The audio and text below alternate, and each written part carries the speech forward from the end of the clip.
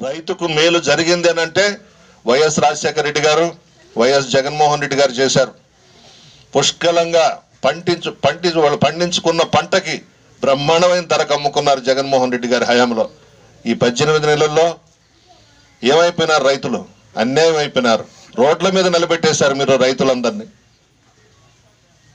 ఆలోచనలో పడిపోయినారు రైతులంతా. చిన్న కుటుంబాలు ఉంటాయి, ఎకరా 2 ఎకరాలు ఉండే వాళ్ళు కూడా ఉంటారు. అప్పులు తెచ్చి సేద్యం చేసుకుంటారు. వాళ్ళ పరిస్థితి ఏంది? వడ్డీలకు వడ్డీలు సరిపోతాయి. ఇన్ని ఘనకార్యాలు నువ్వు చేసి రైతులకి మా ప్రభుత్వం మేలు చేస్తూ ఉంది, మేము అండగా ఉండామని మాట్లాడతారా మీరు?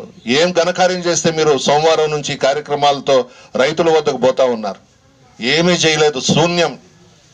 ఈరోజు భారతదేశ చరిత్రలోనే రైతాంగానికి ఎవరైనా అండగా ఉన్నారు అనంటే రాజశేఖర రెడ్డి గారు, జగన్మోహన్ రెడ్డి గారు.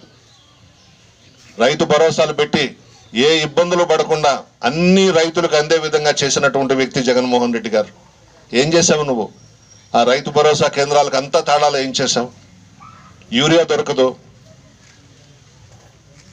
నాశనం అయిపోయినారు రైతులందరూ, బలైపోయినారు నీ పుణ్యాన. నువ్వు నాటకాలు ఆడుతా రైతులను ఉద్ధరిస్తున్న ప్రభుత్వం ఇది, రైతు ప్రభుత్వం ఇది, ఏమేమో ప్రగల్భాలు చెప్తున్నావు. ఈరోజు చివరకు ప్రభుత్వ మెడికల్ కాలేజీలను కూడా ప్రైవేటు కళాశాలలుగా మార్చేసి వ్యాపారం చేసుకోవచ్చు అనే ఉద్దేశంతో ఒక్క పని చేశారా మీరు ఈ 18 నెలల్లో అధికారంలోకి వచ్చిన తర్వాత?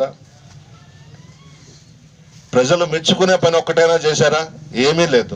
రైతుల్ని నట్టేట ముంచేశారు, అన్ని వర్గాల వారిని నడి రోడ్లో పడేసేశారు, మహిళల్ని బయటపడేశారు.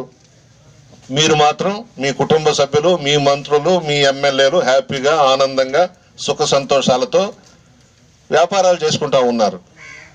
ఆ రోజు జగన్మోహన్ రెడ్డి గారు ముఖ్యమంత్రిగా మమ్మల్ని అందరినీ పక్కన పెట్టి నేరుగా పేద ప్రజలకు విజయవాడ నుంచి బటన్ నొక్కి ముఖ్యంగా మహిళలకు 33 సంక్షేమ పథకాలు ఇచ్చిన ఘనత కూడా మా జగన్మోహన్ రెడ్డి గారిది. ఈరోజు ఒక్క పథకమైనా మీరు ఇస్తున్నారా? ఈవీఎంలతో మీ ప్రభుత్వం అధికారంలోకి వచ్చింది, ప్రజలైతే మీకు ఓట్లు వేయలేదు. 40% వైఎస్ఆర్ కాంగ్రెస్ పార్టీకి ఓట్లు వచ్చినాయి రాష్ట్రంలో. మహిళలందరూ కూడా జగన్మోహన్ రెడ్డి గారికే వేశారు ఓట్లు. కానీ ఈవీఎంల ద్వారా మోసం చేసి మీరు అధికారంలోకి రావడం జరిగింది. ఇప్పుడు వ్యాపారాలు చేస్తూ ఉన్నారు. ప్రజలు ఏమైపోయినా పర్వాలేదు, మహిళలు ఏమైపోయినా పర్వాలేదు, రైతులు ఏమైపోయినా పర్వాలేదు, మేము మా కుటుంబం బాగుంటే సరిపోతుంది, నారావారి కుటుంబం ఒక్కటే బాగుండాలి ఈ రాష్ట్రంలో అని మీ ప్రయత్నాలు, మీ వ్యాపారాలు. అసలు ప్రభుత్వం ఉందా రాష్ట్రంలో? శాంతి భద్రతలు ఉన్నాయా రాష్ట్రంలో? శాంతి భద్రతలు అయితే పూర్తిగా క్షీణించిపోయినాయి. జగన్మోహన్ రెడ్డి గారు ముఖ్యమంత్రిగా ఉన్నప్పుడు పుట్టి 24,000 అమ్ముకున్నారు రైతులు.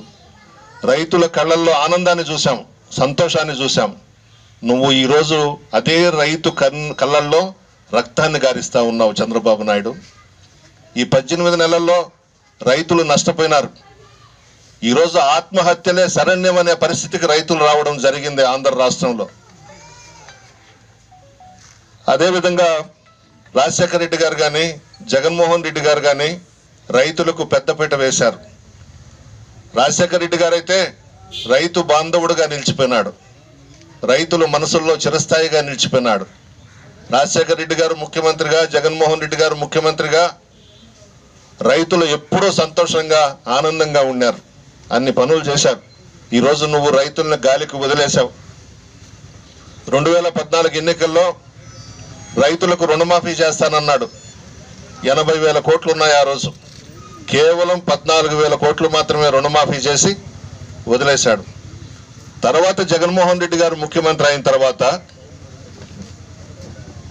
విడతల వారీగా మాఫీ చేసుకుంటూ వచ్చాం.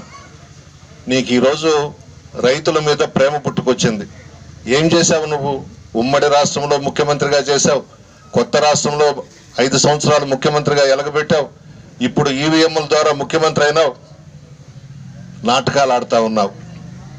నువ్వు ఏదైనా మేలు చేసి రైతుల్ని ఆదుకోనుంటే ఈ కార్యక్రమం పెట్టాలి. నువ్వు నేను ఇచ్చినటువంటి కార్యక్రమం ఏం సమాధానం చెప్తారు రైతులకు? మీరు ప్రజలకు సంబంధించి ఏమైనా పని చేశారా అని చెప్పుకునే ఒక్కటన్నా ఉందా మీ గవర్నమెంట్లో ఈ 18 నెలల్లో?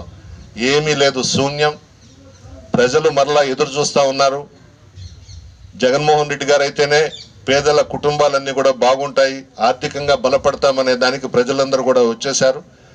ఏ క్షణంలోనైనా తిరుగుబాటు వచ్చినా కూడా ప్రజల్లో ఆశ్చర్యపోబడలేదు, ఎదురు చూస్తూ ఉన్నారు, కష్టంతో బాధతో ఎదురు చూస్తూ ఉన్నారు. అంత దరిద్రంగా ఉంది ప్రభుత్వం, చంద్రబాబు నాయుడు గారి కూటమి ప్రభుత్వం. ఆ కేంద్ర ప్రభుత్వం అయినా కళ్ళు తెరవాలి. మోడీ గారికి మంచి పేరు ఉంది, అమిత్ షా గారికి మంచి పేరు ఉంది. మీరైనా కళ్ళు తెరిచి ఆ కూటమిలో నుంచి బయటకు వచ్చి చంద్రబాబు నాయుడికి గుణపాఠం చెప్పాలని మోడీ గారిని కోరుతున్నాను.